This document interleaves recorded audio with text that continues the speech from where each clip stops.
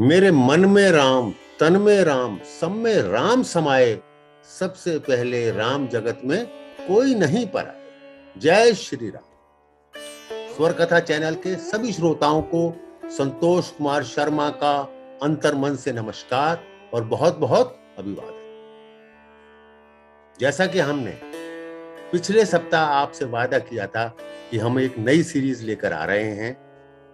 वो सीरीज है राम तो सबके है। तो आज उसका पहला दिन है, पहला एपिसोड है। इस सीरीज में हम राम के विभिन्न गुणों की व्याख्या करने का प्रयास करेंगे। राम के चरित्र की व्याख्या करना किसी भी साधारण मानव के लिए संभव नहीं है। संत कबीर दास जी ने भी तो कहा है, सात समुंदर की मसी करो, सात समुंदर की मसी करो, लेखनी सब बनराई, धरनी सब कागज करो, हरिगुण लिखा न जाए। यदि सातों समुद्रों में समाहित जल, यानी कि सातों समुद्र में जितना भी पानी है उसकी शाही बना दी जाए, सभी वनों में जितनी भी लकड़ी है उसकी कलम यानी कि लेखनी बना दी जाए और समस्त पृथ्वी को कागज के रूप में परिवर्तित कर दिया जाए, तब भी प्रभु के गुणों का वर्णन करना संभव नहीं है। मैं तो एक छोटा सा प्राणी, मुझे राम के महान चरित्र को कुछ समझने का मौका मिला जब मैं अपनी पुस्तक सहकारिता के प्रतीक राम लिख रहा था। और मैंने ये ध्येय बनाया कि भगवान राम के महान चरित्र को जन जन तक अवश्य पहुंचाऊं। इससे पूर्व राम के महान चरित्र के विषय में हम चर्चा करें, मैं आपसे ये निवेदन करता हूं, यदि आपने स्वर कथा चैनल को अभी तक सब्सक्राइब नहीं किया है तो कृपया अवश्य कर दें, ताकि राम के विषय में आपको जानकारी हमारे वीडियोस के द्वारा अविरल मिलती रहे। राम एक ऐसा नाम है जिसके स्मरण मात्र से कहते हैं कि मानव संसार रूपी भवसागर से पार हो जाता है। राम शब्द संस्कृत के दो धातुओं रम और घम से बना है। रम का अर्थ है रमना या निहित होना, घम का अर्थ है ब्रह्मांड का खाली स्थान। तो राम का अर्थ हुआ सकल ब्रह्मांड में निहित या रमा हुआ तत्व, यानी चराचर में विराजमान स्वयं ब्रह्म। हमारे शास्त्रों में भी तो लिखा है, रमन्ते योगिना अस्मिन् सा रामा उच्यते, अर्थात योगी ध्यान में जिस शून्य में रमते हैं उसे राम कहते हैं। राम नाम के कई अर्थ हैं। विभिन्न विद्वानों ने अपनी अपनी समझ से व्याख्या की है। तुलसीदास जी ने रामचरितमानस में लिखा है, जब राजा दशरथ ने अपने पुत्रों के नामकरण के लिए महर्षि वशिष्ठ को बुलाया तो महर्षि वशिष्ठ ने ज्येष्ठ पुत्र का नाम दिया राम। राजा दशरथ ने उनसे प्रश्न किया कि हे मुनि वशिष्ठ, ये बताइए कि आपने इस पुत्र का नाम राम क्यों लिखा, राम का अर्थ क्या है? तब वशिष्ठ मुनि ने कहा, जो आनंद सिंधु सुख राशि, जो आनंद सिंधु सुख राशि, सीकर ते त्रिलोक सुपासी, सो सुख दाम राम असनामा, अखिल लोक दायक विश्राम, अखिल लोक दायक विश्रामा। भगवान राम आनंद के सागर है। उस महासागर की एक बूंद तीनों लोकों को शांति प्रदान करने वाली है। उस सुख के धाम का नाम है राम, जो संपूर्ण लोक को विश्राम देने वाला। राम की कल्पना विभिन्न विभिन्न प्राणियों ने अनेक प्रकार से की है। किसी के लिए वे भगवान हैं, किसी के लिए ईष्ट, किसी के लिए वे भगवान विष्णु के साथ में अवतार हैं, किसी के लिए वे अयोध्या के राजा राम हैं और किसी के लिए वे मर्यादा पुरुषोत्तम, तो किसी के लिए साधारण मानव, तो किसी के लिए महान ऐतिहासिक पुरुष। कबीर जी की वाणी में कुछ और ही घटा है। कबीर जी कहते हैं, एक राम दशरथ का बेटा, एक राम दशरथ का बेटा, एक राम खटखट में लेटा, एक राम सकल पसारा, एक राम सकल पसारा, एक राम है सबसे न्यारा।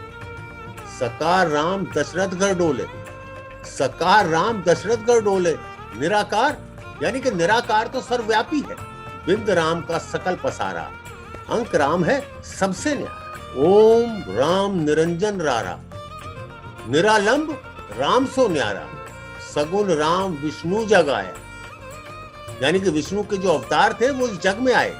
सगुन राम विष्णु जग आया, दशरथ के पुत्र कहाया, और दशरथ के घर में उन्होंने जन्म लिया। निर्गुण राम निरंजन राया, निर्गुण राम निरंजन राया, जिनमें सकल सृष्टि उपजाया। और अब कबीर के राम कैसे देखिएगा, निर्गुण सगुण दो से न्यारा। ना वो निर्गुण है ना सगुण है, उससे भी परे है। निर्गुण सगुण दो से न्यारा, कहे कबीर सो राम हमारा। तो हर एक की अपनी अपनी कल्पना है राम के विषय।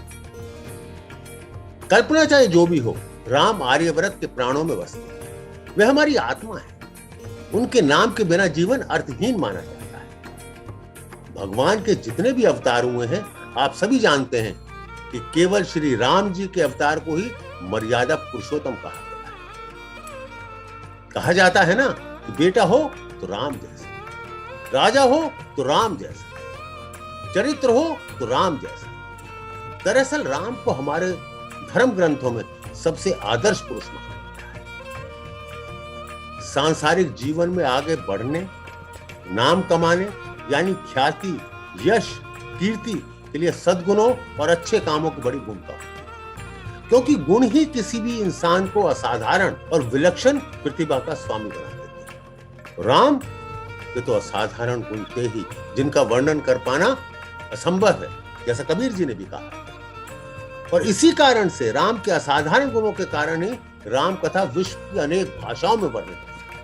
अनुमान है कि 300 से अधिक राम के जीवन पर ग्रंथ विश्व में प्रचलित हैं।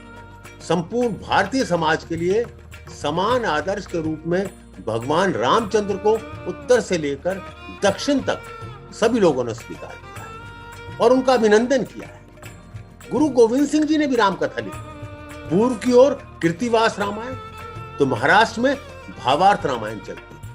हिंदी में तुलसीदास जी की रामायण सबसे ज्यादा प्रसिद्ध है और सुदूर दक्षिण में महाकवि कंबन द्वारा लिखित कंब रामायण अत्यंत भक्तिपूर्ण ग्रंथ है। स्वयं गोस्वामी तुलसीदास जी ने रामचरितमानस में राम ग्रंथों के विस्तार का वर्णन किया है। नाना भांति राम अवतार, कहते हैं नाना भांति राम अवतारा, रामायण सतकोटि अपारा। कहते हैं कि सबसे पहले नारद मुनि ने मूल रामायण कही थी और उन्होंने ये कथा वाल्मीकि जी को सुनाई।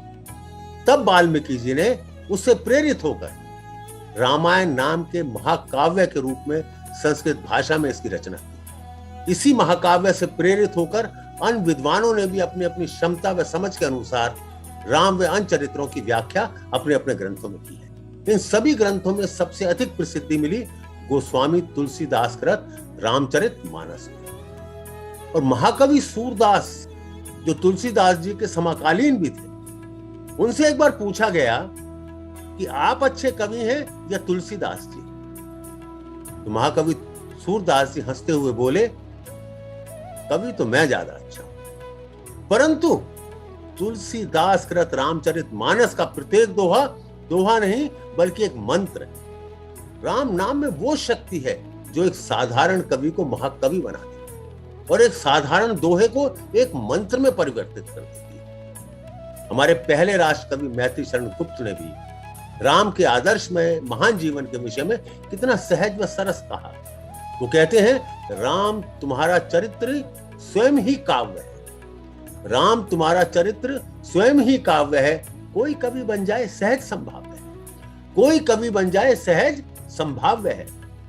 यानी कि राम का चरित्र इतना महान है, इतना कवितामय है कि किसी का भी हृदय कोमल हो जाएगा और कवि हृदय बन जाएगा। प्राय एक प्रश्न उभर कर आता है, यदि सभी ग्रंथ राम कथा पर आधारित हैं, तब उनमें भेद क्यों है? सबसे पहले तो अंतर है भाषा का, तथा शेष अपने अपने दृष्टिकोण। रामायण बहुत सी भाषाओं में लिखी है और हर रामायण में, हर राम कथा में प्राय एक प्रश्न उभर कर आता है, यदि सभी ग्रंथ राम कथा पर आधारित हैं, तब इनमें भेद क्या है? सबसे पहला अंतर है भाषा। आप जानते हैं कि रामायण बहुत अधिक भाषाओं में लिखी गई है, इंग्लिश में, उर्दू में और भी बहुत प्रकार की भाषाओं में लिखी गई है, और भारतवर्ष की तो प्रत्येक भाषा में लिखी गई है। सबसे मशहूर कौन सी है?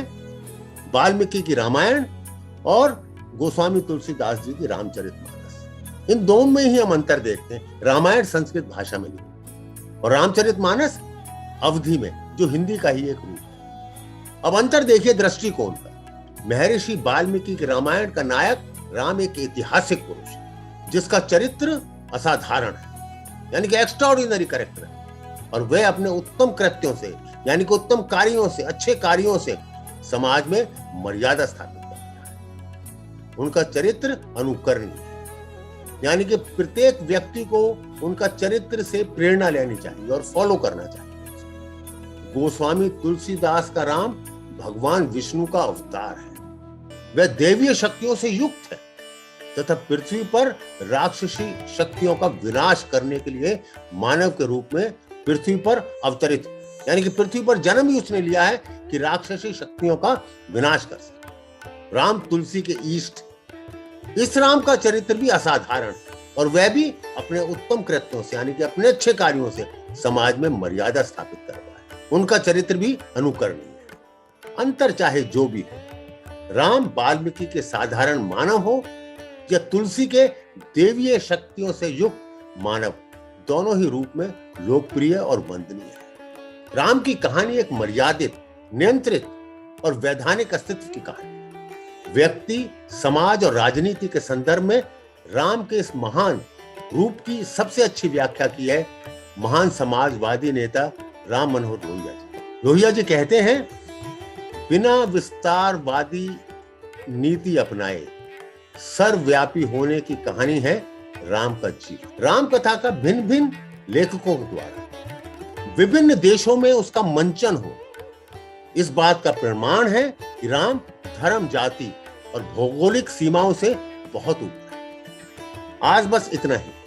अगले रविवार को आपसे फिर मिलेंगे, राम कथा को और आगे ले जाएंगे। देखेंगे कि राम को किस किस धर्म जाति के लोगों ने, किस किस देश में राम का नाम आज भी प्रचलित है और लोग उससे प्रेरणा लेते। जाते जाते आप लोगों से एक निवेदन अवश्य करूंगा कि अपने कमेंट्स कमेंट बॉक्स में जरूर दीजिएगा, और यदि आप कुछ चाहते हैं कि हम इसमें कुछ चेंज करें, इंप्रूवमेंट करें, या और कुछ आप चीज सुनना चाहते हैं तो उसके विषय में भी हमें बताइए, जिससे हम अपने वीडियोस की क्वालिटी को इंप्रूव कर सकें और अधिक से अधिक इंफॉर्मेशन आप तक पहुंचा सकें।